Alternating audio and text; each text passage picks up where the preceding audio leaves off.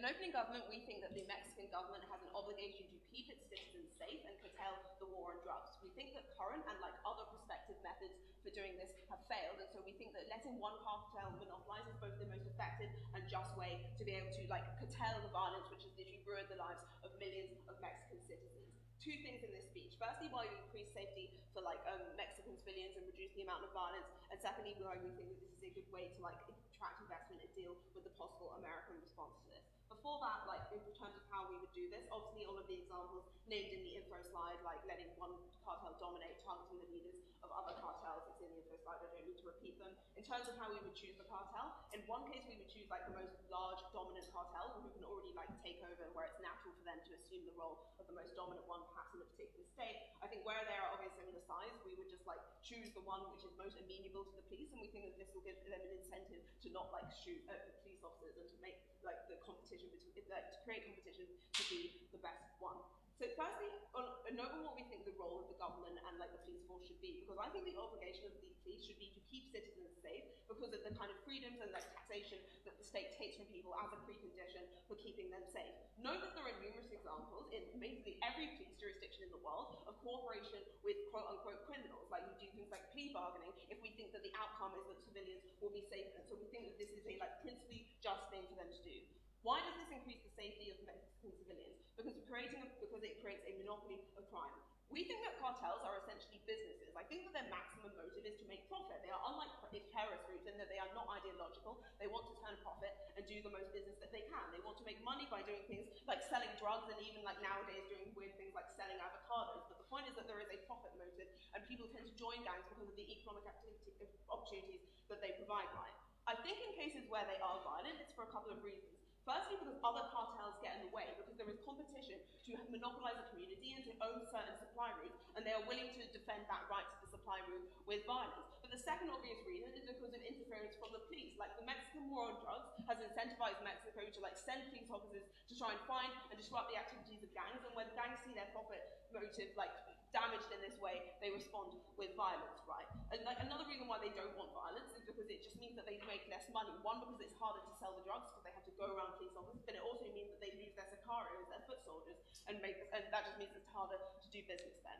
Why then do we not think that Mexico is going to be able to stop gangs absent this policy? Firstly, because we think that they have a lack of resources to do this. A lot of the money that was spent on fighting the war on drugs came from the United States, the Merida initiative where Obama gave tons of money to Mexico, and Rex Tillerson recently cut it. There is not that much political will in the United States to help Mexico do this in an effective way, right? But the second reason is corruption. It's incredibly hard to negotiate do the war on drugs because the government is corrupt. But I also think it's incredibly difficult to get citizens on the side, right? Because part of the way that the cartels operate is by giving things to local populations, like building and housing and schools and stuff like that. And so when cartels are deeply embedded in communities and you don't necessarily know who is a member of the cartel and who isn't, that means that oftentimes citizens won't help and they get caught in the crossfire, right? But the next reason that I think that is that when you take out a leader of one gang, you create a power vacuum where other gang members spring up and take their place, right? And so it's literally you cut the head off a snake and then a new snake reappears. That's what happened every time the Mexican government has tried to cut down has tried to curtail our cartel right. But I also think the next thing is that you can't legalize drugs because the incentives of these gangs still exist and they are still going to want to control the markets, which means that there is still an incentive to be violent. How does this change on our side of the house? Firstly, I think that the dominant cartel is likely to accept this. Firstly, because of the incentives I gave about making money and how this will give them a monopoly and more space to be able to do their business. I think they are likely to accept because they're recognizing that they no longer have competition and the state is going to help them wipe out that competition. They're less likely to have to waste resources and they can concentrate on selling drugs, right? But I also think that they are already used to cooperating with the police through things like bribery, and so they're likely to accept this deal, right? But the next thing I think is particularly useful is that these gangs, once you choose which gang is going to be your monopoly gang, they can do things like give you information on the other gangs that they're competing with, because oftentimes the cartels are in the best position to know where their opponents are and who the leaders are and stuff like that. And so if you give them an incentive to help you out, it's much easier to target the rival cartels that might interrupt their monopoly, right? But I think they don't do this in status quo because they don't get anything back, and this is a massive incentive. What's the impact of this? I think you just get far less loss of life to civilians. I think far fewer people get caught in the crossfire, and importantly, far fewer people get shot at by the state because the state doesn't have to fear that they're part of a gang or whatever, right? So I think reduces human rights violations by the state, and also just like minimizes the amount of people caught in the crossfire, right? But the next thing is that I just think, yeah, there's less likely to be attacks on the police as well, because like cartel members like Pablo Escobar were responsible for massive attacks on the police, and so I think when you have that level of cooperation, it gets a lot safer for people who work for the state and their families, right? But the next reason is because I think that other cartels get out-competed, right? Because even if these cartels like want to still exist, the fact that they are making substantially less money because they like one gang now has a monopoly, it means that if they do try and go into other areas like extortion and like racketeering or whatever, they just have less money because their primary source of income, which is the drugs, has now been disrupted. The impact of this cannot be understated. I think the most important thing in the debate is the fact that Mexican civilians are currently living in a state of fear and they are being caught in the crossfire. I think that the Mexican government should do whatever it can, absent the benefits, to stop this. Yeah. How do you think members of cartels that were not chosen to be the monopolistic cartel will react to their enemies being supported by the government? I think they'll be pissed off. One, as I explained, I think they'll have less money to be pissed off with. I think that the fact that the cartel has been chosen can help the police to like root out that cartel, means that it's far more likely that they are going to fail. I think they're going to be pissed off. I've given you two mechanisms as to why they get weaker. So next on the response of America, which I think is like obvious thing which they could bring up.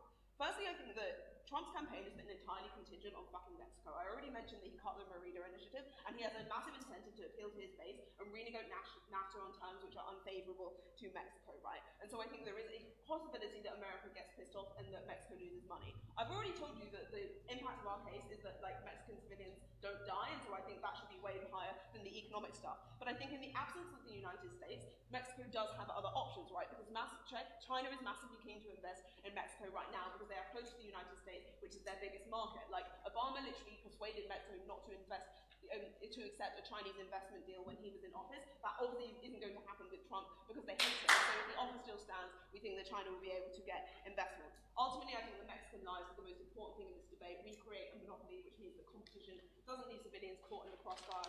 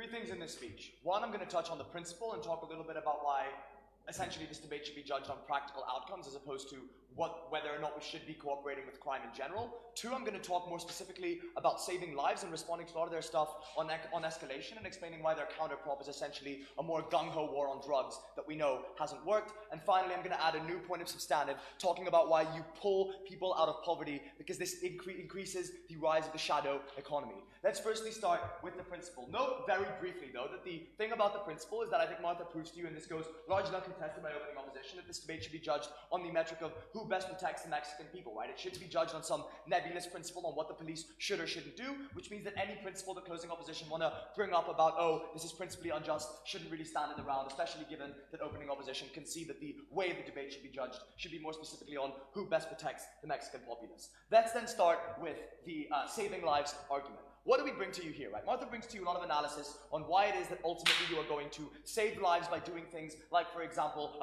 by doing things like increasing the size of one cartel, which ultimately means that it creates a monopoly of crime, which reduces the need for violence because violence costs money. What do they respond to this? And note that their response is essentially their point of analysis, right? So I'm essentially going to respond to that in responding to their response. And closing opposition also bring up the POI, how will the opposition react? So the essential claim they make is that the opposition is going to get far more violent and you're going to have a lot of war. And at its core, this might seem like a destructive claim to our case, right? Because obviously if they can prove this, it's really, really important. Let me tell you though why it is that they are wrong in saying that other gangs are going to be effectively able to create more violence. A number of things. The first is that we assume that the opposition cartels would have their leaders thrown in jail, right? I assume that this would be quite a quick process because you would do things like get information from cartels that right now do not trust you, do not give you information, and also probably don't want to give you something because you're not giving them much in return, right? I think that if you were to offer them a deal like this, they would give you all the intel they had on the leaders of cartels. I think the majority of people, though, in cartels aren't the leaders. They aren't the people at the top, but rather they are the foot soldiers that have not much connection with the people at the top of the cartel. Why then do I think these individuals are likely to defect and go to the cartel that is currently the leading, that is the one we choose? A few reasons why, right? Note that these individuals don't have a specific allegiance to the cartel they are members of. Opening opposition told you very specifically that these are violent, immoral people that don't care about harming others. If this is true, then I also don't think they care specifically about their allegiance to random El Chapo that they never met before. What this probably means that they are likely to not have any moral hang-ups about going to another cartel. What do they get in return? One, the threat to their life massively falls because they do things like have protection from one actor that kills them, which is the police, right? The war on drugs has led to thousands of deaths in cartels, and the fact that the police wouldn't be chasing after you is probably a benefit in and of itself. The second thing, though, is that they know they would be making more money, right? Because the cartel that they would join has a monopoly, which means that they don't have to do things like pay transport costs, they don't have to do things like attack other cartels because the police is doing that for them. Ultimately, what that probably means is that you are far less likely to die, far more likely to make money. These are things that probably matter to you and you really want and you really value. But note that the third thing, and this is really important, is that cartel membership is not static.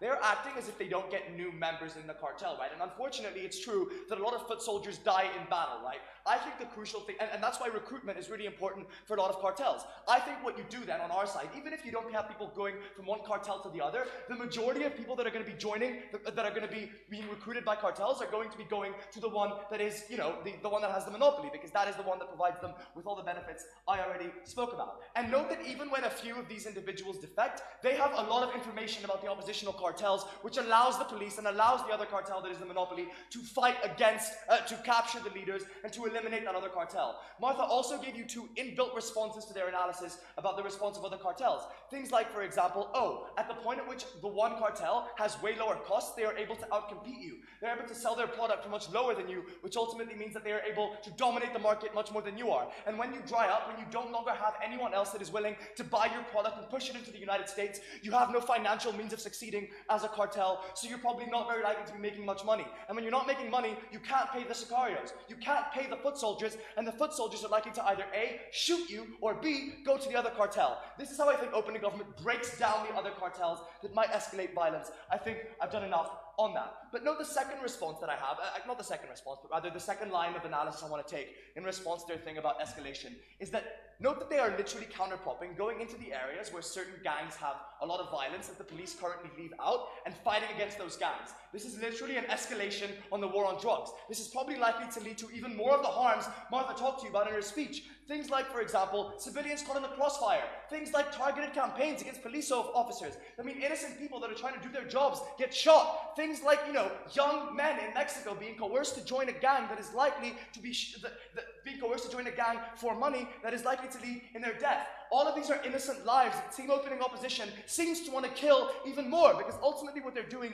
is counterpropping an increase of the war on drugs when they say that they want to do the status quo, plus go into the areas where the Mexican police is currently letting these organizations govern. The last thing to say is, even if you buy all of what they're saying, it's so uncomparative. The situation is already so bad, I don't see how it is going to get materially worse. These gangs are already fighting each other. You probably just have one cartel not fighting the police anymore. That seems to me like one area is going to be much safer, and even that area is really important to us. Ultimately, I don't think Opening Opposition have been very comparative in their analysis. Before I move on to poverty, go. Yeah, so, go. Okay, so you make it really, really attractive to join the monopolistic gang, and then you tell me the cartel membership is not bad. Don't you think that this means that a lot of people who otherwise wouldn't have been in any cartel at all join the monopolistic one? That is literally what I'm about to get onto, because I think that's good.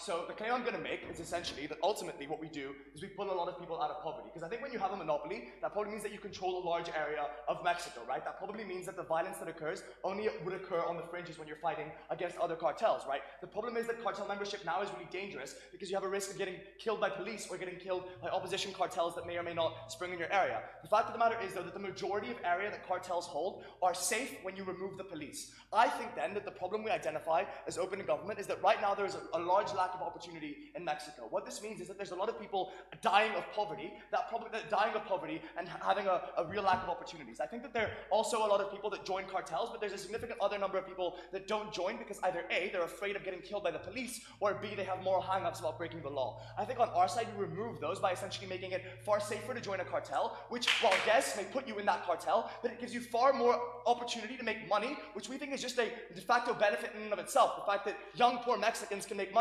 Closing opposition might laugh at this, but I think it's a very legit argument. The shadow economy is a very legit way for a lot of people to make money. I think because of that, we do, one, reduce lives, and two, pull a lot of people out of poverty. I'm very proud to propose.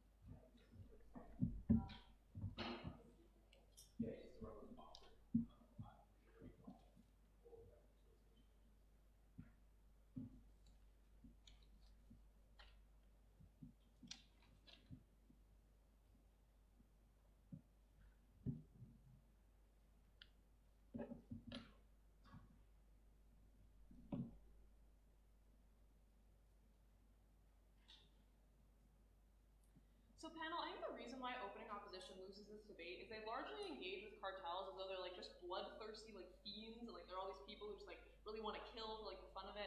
Maybe a much better characterization on closing government, why people actually join cartels, and the kinds of individuals actually quite vulnerable in like in Mexico who we're talking about, how we generally empower the most vulnerable people in our house, specifically closing government. So just a couple of kind of characterization I want to clear up for you before I enter my exception. So first couple of things, I think it's important to characterize who actually is in cartels and the vast majority of cartel members.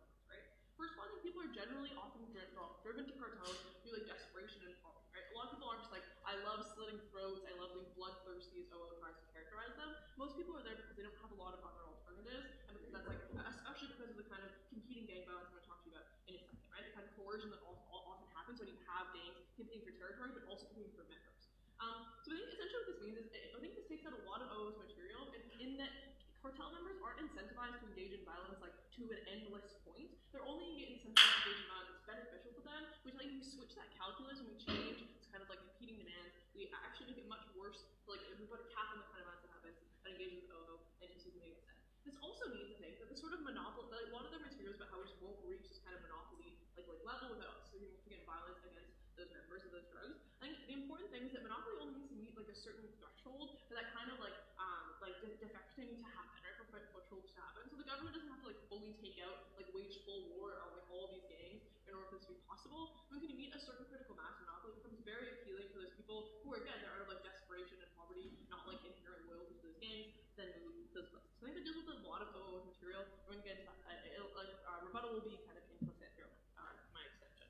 So a couple things to talk about here. Last thing on clarification, just like I think the mechanism that OG makes in terms of why you can't possibly win this war on drugs by just continuing to fight the cartels. It's not only that when you cut off the head of a snake, like there'll just inevitably be another head. It's because the demand in drugs actually isn't changing, right? There's no mechanism on OO's side to like just reduce the like actual demand, especially for the United States, for the drugs to be there. So I think that in Nelson House and status quo, there will always be that kind of like demand and then therefore a supply that fills it. The only way then is this mechanism to kind of address that situation. It's going to be clear for my case. Okay. Think of critical harm of status quo that OG fails to contend with, and it actually impacts sort of the majority of Mexican civilians, even those who don't choose like inherently to be a part of gangs, is the way that gangs view them as a pawn in sort of the grander picture, right? So we think the problem is that competition between drug cartels obviously necessitates violence. So OG obviously characterizes this largely as like a battle over territory. We tell you actually the unique harm is the battle over literal members of gangs, right? A couple things that are important here. So in status quo, we tell you that any person who's not a member of your gang specifically is a potential threat because they're potentially a member of a competing gang, right? They could join your rival gang, you could just somehow be like weaponized by your rival gang against you. This means literally like 16-year-olds living in certain regions of Mexico that are dominated by a certain gang being murdered by other gangs because they view them as potential future gang members. Like that's a problem, right? The flip side of this is those kinds of people are then like pawns to be like coerced into joining your cartel. These kinds of things only happen when you have competition between gang members, because everyone who's not like working for you can necessarily be used against you. So this hugely increases the kind of collateral damage we see on civilians who end up in cartels who wouldn't have previously chosen to be, or who end up being like the victims of violence due to that kind of cartel violence. That doesn't happen on the comparative, right? So a couple things that happen then in the comparative, how we generally reduce the violence, right? First thing to tell you is just reduce the incentive to engage in that kind of violence at all. That person's now just a 16-year-old, they pose no threat to your cartel, they're just a person, but no longer a potential threat to you as joining another gang, right?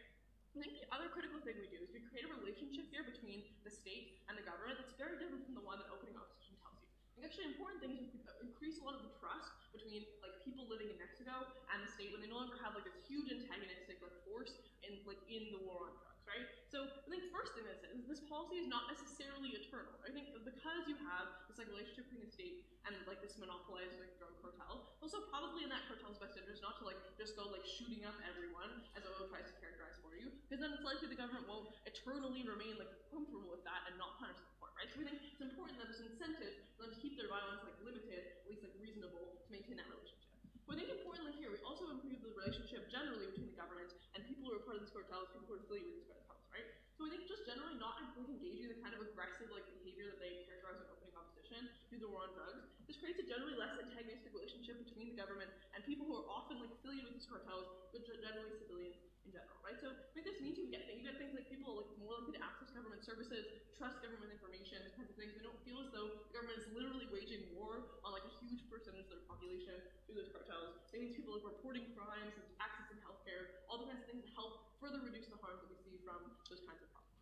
Last thing, I think, on this, how this impacts the most vulnerable, right? So we tell you the future of Mexico is far better off and you have like more stability in the country, even if this comes through monopoly in one cartel, right? Let's talk about this a little bit. So our front half, I think, takes on like kind of a wild burden when they're like, it's probably good if a lot of people join gangs, it'll pull people out of poverty. I don't think we necessarily have to defend that on closing government, but like sure, if they want that, it's fine. We tell you the more important mechanism now is that when you create a much more stable like future for Mexico, and you have like no longer the like unpredictability of like shifting territory or shifting like gang affiliations, you make it much more like appealing for investors in that country, right? So there are lots of people who would invest in Mexico, but in the status quo, if you don't know if your business will be like clean, like taken over by a drug, like a cartel, or just like the shifting sort of like control in a region and kind of balance the region might impact you. It's very difficult to incentivize that kind of investment. That's the kind of investment actually pulls Mexico out of poverty takes place. Why do you think foreign companies or countries are going to be more likely to invest in a country that has knowingly and willingly aligned itself with illegal drug users ruining their domestic policy? Okay, I don't think, I mean, you can prove that it's rigging their domestic policy and extension. I look forward to that. I think actually the primary motive of investors isn't just like some principled stance on drugs. It's generally just like if they can get return on their investment, right? Much more likely to happen in a country where you have a general sense of like what that country will look like 10 years down the road. You don't have to compete with like different sort of demands for different drugs, like cartels, what they will be requesting in exchange for like using the territory. These kinds of things make investment very difficult, right? So I think it's much more likely than you have actual job opportunities, actual capital be coming into Mexico when you have like a lot more stability and reliability in that region. It's no longer like a dangerous investment, it's something that's actually reliable that investors are then incentivized to do so.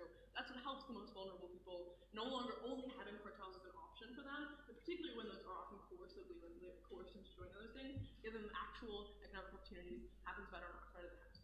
I think uniquely on closing government, we've spoken to you about the most vulnerable people in Mexico. We haven't just like called them bloodthirsty. We show you why a lot of people are part of these cartels, not because of their choice, because there are very few other options. We give them much better options by not only improving their relationship with the government, reducing the amount of violence they have to experience in their everyday life, but actually creating a future for Mexico that involves investment and stability. Very, very proud too.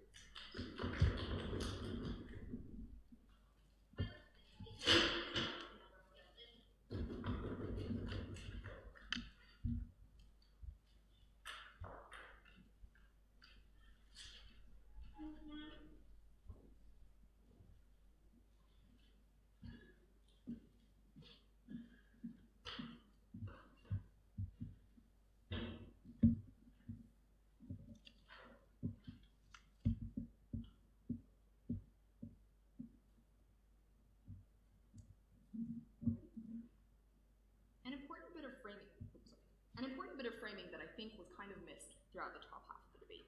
Before the war on drugs, there were roughly 3 to 4 cartels in Mexico, which broadly ruled in their own very well-defined territories because they basically engaged in oligarchic price fixing, which is to say the heads of cartels actually would meet with each other and carve out which territory each respective cartel would own in order to maximize profits and not engage in something that would be basically akin to a price war and would leave them all hurting in the end. Then what happened after the war on drugs and U.S. insistence that actually we had to root out these cartels so that fewer Americans would be addicted to cocaine, was that the Mexican government attempted to fight these cartels brutally, which is actually what led to the explosion in violence that we have seen in recent years. Crucially, we are now at a point where Peña Nieto and now Obrador have decided to basically scale back on this massively, which is to say they've decided to stop fighting all of the cartels, they've started to end the war on drugs and expel DEA agents.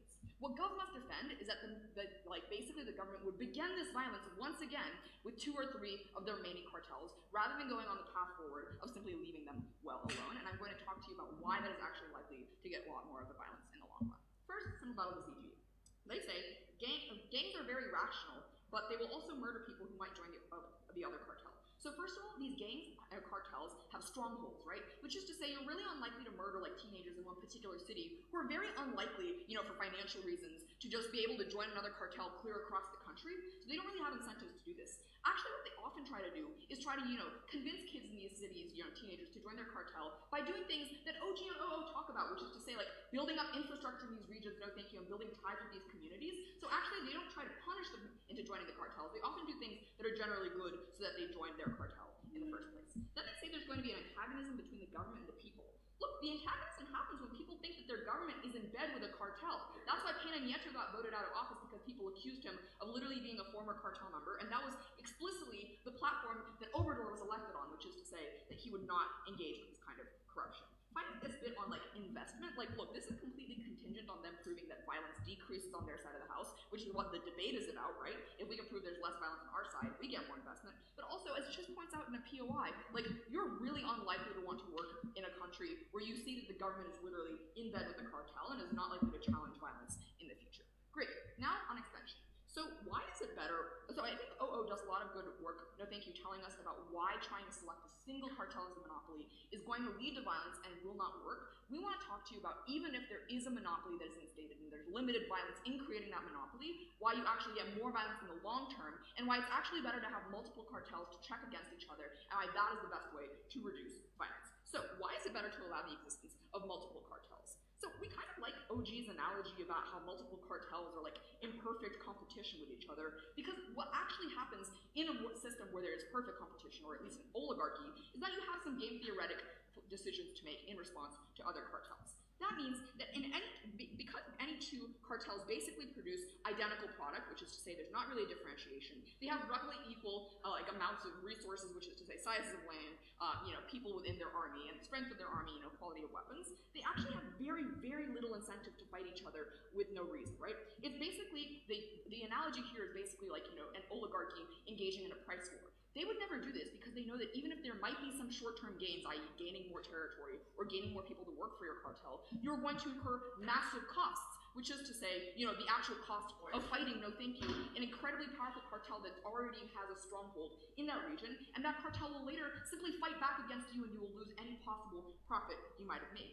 That is why before the war on drugs, many of these cartels actually would engage in cooperation with each other, which is to say, they would be like, you know what, there's 3 of us, the best way for us to actually maintain our profits is to just make sure that we control these territories and broadly leave each other alone. Basically similar to how price fixing works in oligarchic systems, right?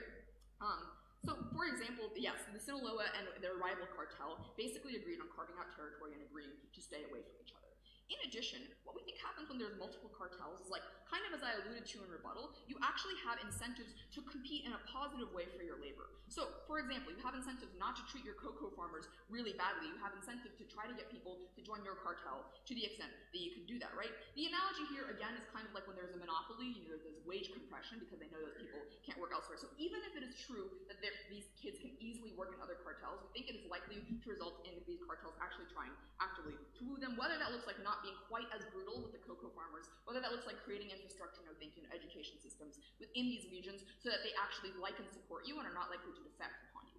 So, for example, in 2007, the Sinaloa cartel was able to seize upon an opportunity in a nearby region because cocoa farmers felt they were being treated really brutally by the cartel with a stronghold there, and the Sinaloa cartel was able to actually create an uprising amongst those farmers and take over territory. That is why individual cartels don't have incentives to be super, super brutal and to terrorize the communities, because they know that other cartels will seize upon that and use the option of the people who are incredibly oppressed and feel desperate to actually gain those strongholds, no thank you, by promising to do better by them. What changes when there's one monopoly? Actually, I'll take front half. So all of your analysis about cartels treating people that work for them worse when they're a monopoly assumes that they want to make profit at any possible chance.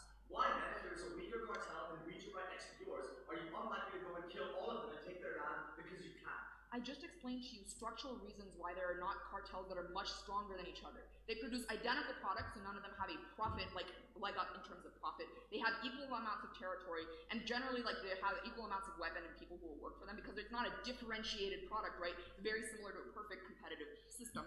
You have to prove to me why there is already one cartel that is so much stronger than the other, and if there is, then your side of the house does nothing because you claim that there's actually no monopoly now in the first place. So what happens in addition to that? We think that since there's no more competition to treat your workers well, you can actually be more brutal towards them because you know that they don't have any other options, and even the government will not step in to try to protect them, because recognize these people are way more scared of other cartels than they are of the government, who tends to lack resources, and which is why they were not able actually to win the war on drugs. OO says you're probably going to select the most violent and big cartel, right? That's probably true. But even if you don't, and even if, as we say, all the cartels are equal size, then the cartels will start fighting with each other to be the one that gets picked, right? Which is to say they are going to show that they are the most violent ones, that they are the ones who are bigger than the other cartels, and that is actually likely to lead to this uptick in violence. Look, what do we get on our side of the house? I think to the extent that even if, so on our side of the house, what what we proved to you is that even if you were able to overnight peacefully create a new monopoly, why that is likely to lead to more violence in the long term, which is really bad,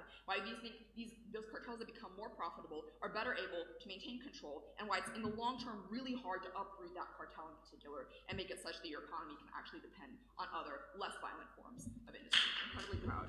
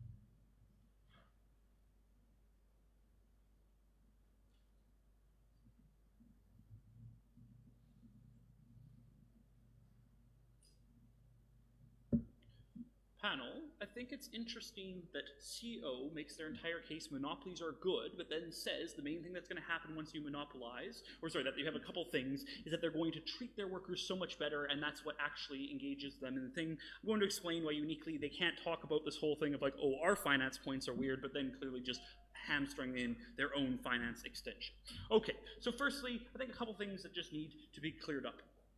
So the first thing I want to say is I think if we bought the conception coming out of a lot of the opposition teams, I'd be led to believe that things are really great in Mexico right now. That, you know, the government's turned around, they're not really doing anything, violence has stopped. This is just factually incorrect. Understand that thousands of people are dying, right? People are murdered every single day in some of those brutalistic ways. And this is important because this not only do they ignore my partner's extension, but uniquely, cartels aren't just like any other business, they're also in a particularly illegal business. And what this means is they treat their competition in different ways, i.e. the more people who have information on your routes and stuff are threats to you. This means that you actually have reasons to take out your competition insofar as they can challenge your ability to get those better revenues and to have control over these regions. Understand this often looks like having power within the government, corrupt officials, right? Those things aren't going to change overnight. We think that they get far better on our side of the house when you have important signaling by the government that says we're now actually going to lay off this war on drugs, rather than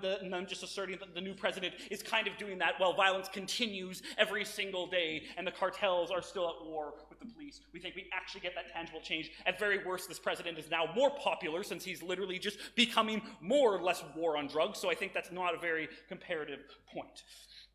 All right, so getting into this extension, aside from a few other basic things outlined, yeah, so understand like the competition, this idea that people will just like, they'll offer more people like better deals, they incentivize people to join the thing. No, they don't. You don't want more people to be part of your cartel, right? Understand you only happens when you have competition. Under their side of the house, they're not just gonna get some more youngsters to join their cartel because why not, right? Inherently, the reason they do that is because they are potentially going to another cartel. Understand that every cartel member is another potential leak, someone who knows information on certain things, someone who could turn on you, someone who could rat to police. Understand that insofar as the government hasn't completely legalized drug sales and things like that, it's still something that you're going to want to keep in count. I think this is critical because that is important for their entire point where they tell you that they are just going to incentivize these people. That's not what it looks like. What it looks like is threatening them because every person, when you have the competition, is someone else, but rather when you have a monopoly, you don't need more people. This is literally, if they want to talk about economics, the natural thing that happens in monopolies where you're able to cut your labor force, where you don't actually need as many things because you don't have to compete with anyone. You can monopolize the access to labor. I mean, I don't think this is actually an econ round, but they seem to be wanting to turn it into one. Okay, so let's actually talk about what this round is about. First thing, what do gangs look like? So I think there's been actually a pretty bad conception of gangs. I think OG goes a little too far, and gangs are basically just large corporations that just like exist in a different market. And I think OO takes the stance that it's a little bit like gangs are just pure evil and they just exist to kill people and they have no real intent. I think we actually give you the nuanced take that engages with this middle, which is that gangs, yes, are profit-driven, but gangs also exist in a different market, a market where they have to act in certain ways, where they have to have a certain level of fear and credibility. And this is because they don't have the ability to use the things like the government says, right? This is when OO says they're like pseudo-states. Understand they don't actually have the ability to just lock you up. That's why they have to use other mechanisms, such as threatening your family, to make you comply. And more so when they're competing with other gangs within that region, right? Understand there is competition within certain border regions, because even if one region owns one large swath, there's a border between the two, and it's inherently, it incentivizes you to get more of the land, get more of the production, particularly when they talk about the trade routes, which are apparently super important, that is contingent on you literally having and owning the territory that those drugs can then pass through. So you'll always have that necessity to expand unless you have all of Mexico. That's what we're talking about on our side, to have a better advantage for monopolistic gangs. So why are gangs violent? We tell you that gangs are uniquely violent because they have to view every possible other gang as a threat. Every 16-year-old as someone who, if they don't get them on their side, is a threat to them down the line. This means that they have to terrorize these people. And because they can't turn to the government, and because they're not working with the government, they have to ask them in those brutalistic ways.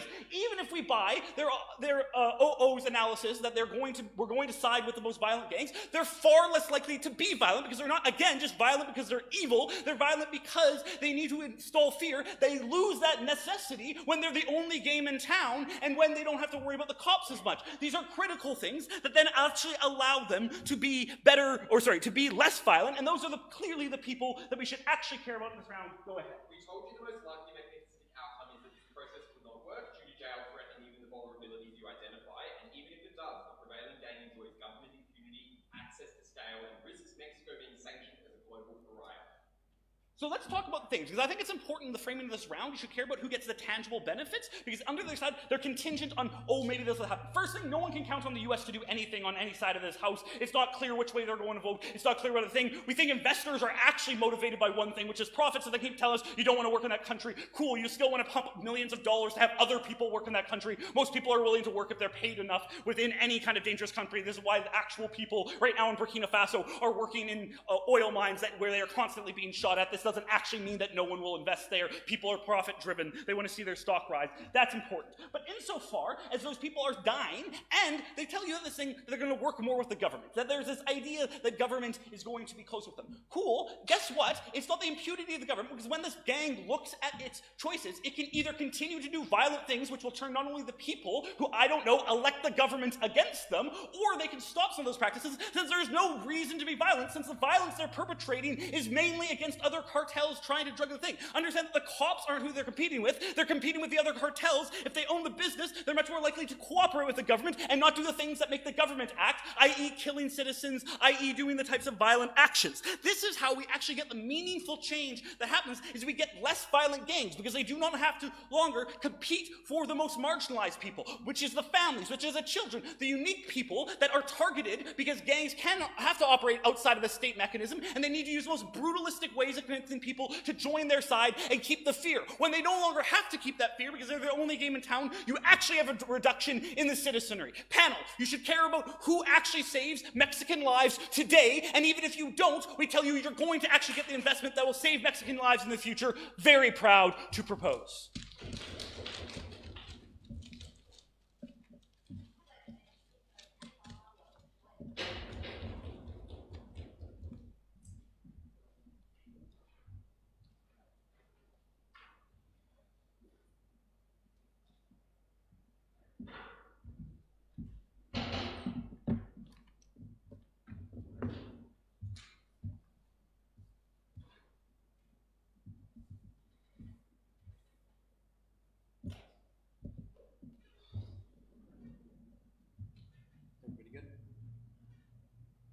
first some extraneous responses to CG, we'll talk about safety, we'll talk about sustainability, and we'll do a little bit of weighing.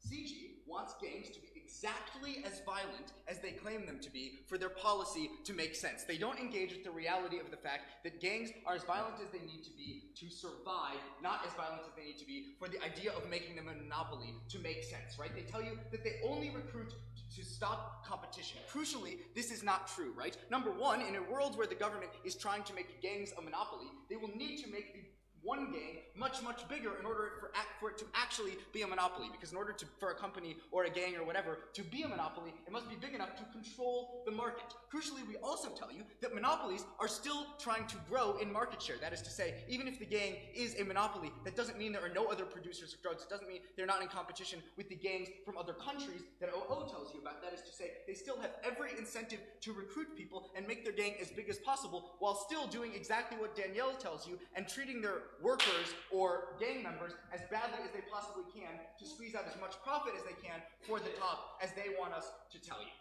Then they tell you that gangs are illegal, right? And that is the reason why is the fact that they are so brutal. Crucially, you are not making gangs legal on your side of the house, right? The drug trade is still illegal. Even if it is the case that the Mexican government is now propping up one of the gangs, you on your side of the house do not get to regulate and tax drugs and make them legal in a way that changes the incentives of the gang, makes them treat anybody any better. Lastly, CG tries to claim that, no thank you, the government will actually moderate the gang's violence because they will get out of bed with the monopoly gang if they are too violent. Crucially, once they choose a monopoly gang, it'll be effectively impossible for them to get out of bed with them because the monopoly gang will have almost definitionally captured the government. But we tell you more importantly that in order for this policy to work, the government actually necessarily needs to engage in the same kind of violence that the cartels engage in the status quo to overtake the other cartels that still exist, who are willing to literally throw away their life and be as violent or brutal as possible to ensure that they are not the ones beaten out or that they can overtake and become the monopoly gang themselves. So I don't think it is the case that the government will moderate.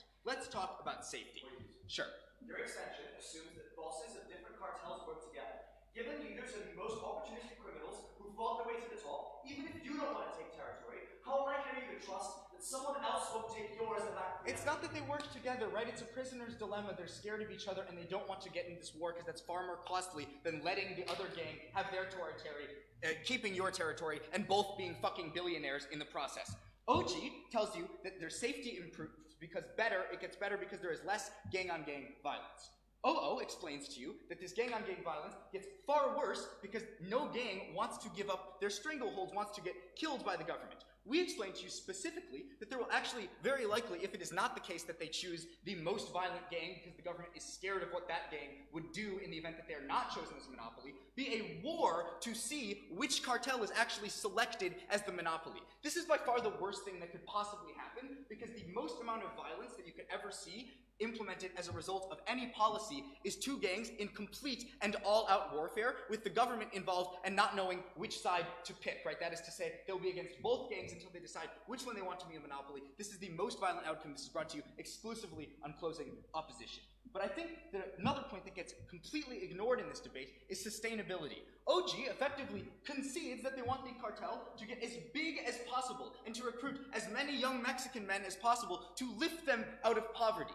CG tells you that there will be more investment at the point at which this policy has made Mexico much safer. First off, we tell you that on OG's metric, this effectively means that Mexico will literally become the world's producer of cocaine. Their government will be known for being in bed with drug cartels and supporting those drug cartels because they think it is the best way to lift up their citizenry.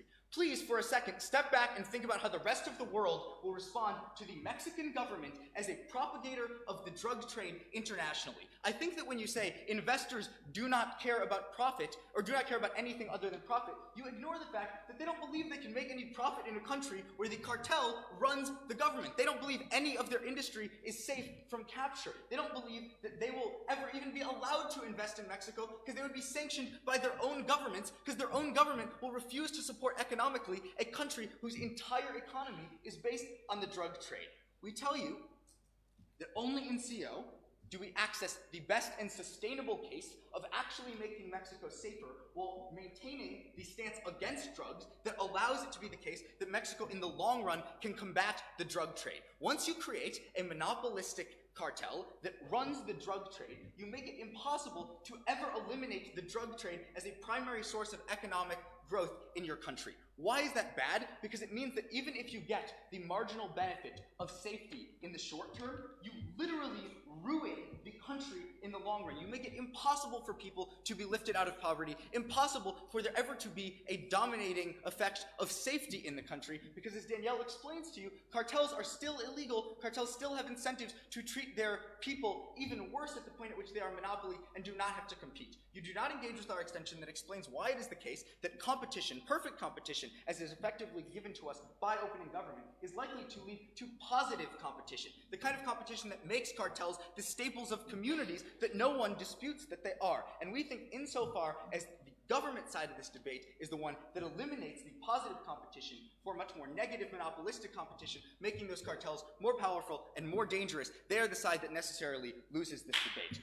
Now I'm going to explain to you why, if you think the opposition side is correct, which it obviously is, we beat opening opposition, right? They explain to you why violence doesn't go down where government picks the scariest gang. We explain to you what happens as a result of the fact that there are equally sized gangs, why it is likely that these gangs will engage in a war to decide who gets picked by the government, and why this is likely to lead to a tremendous increase in violence. But I think, crucially, our case is not contingent on the fact that violence will get worse. We explain to you that even if violence goes down in the short term, this eliminates the potential for prosperity and growth in Mexico in the long term, which is what you ought to care about in this round, because violence that is sustained by cartels that are ruthless and propped up by the government is far more damaging. Think about the number of people killed every year in cartel warfare now, and think about if that exists perennially until the end of time. Insofar as we are the only team in this debate that explains to you why even the best implementation of the government policy will lead to a perennial set of gang and cartel violence, we should win this debate.